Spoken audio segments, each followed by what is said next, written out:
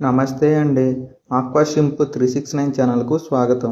రొయ్యల సాగులో మనం ఎంత మంచి సీడ్ వేసినా లేదా ఎంత ఖరీదైన మేత వేసినా మొదటి అడుగు చెరువు తయారీ సరిగ్గా లేకపోతే దిగుబడి రావడం అనేది చాలా కష్టం.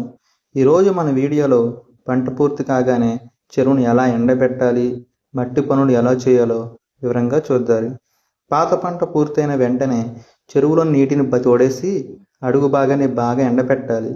మట్టి అలా పగులు వచ్చే వరకు ఎండడం వలన పాత పంటలో ఉన్నటువంటి హానికరమైన నైట్రోజన్, అమోనియా మరియు హైడ్రోజన్ సల్ఫైడ్ వంటి గ్యాసులు అనేవి పోతాయి.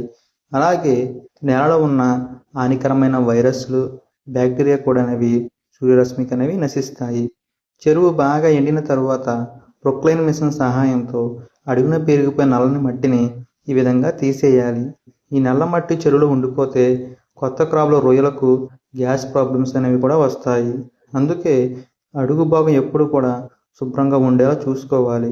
చూశారు కదా, చెరువు తయారీ సరిగ్గా చేసుకుంటే మనం సగం విజయం సాధించినట్లే.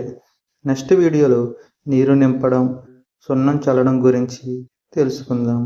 మరిన్ని ఆక్వా సాగు ట్రిప్స్ కోసం మన ఆక్వాషింప్ 369 ఛానల్ని ఇప్పుడే సబ్స్క్రైబ్ చేసుకోండి.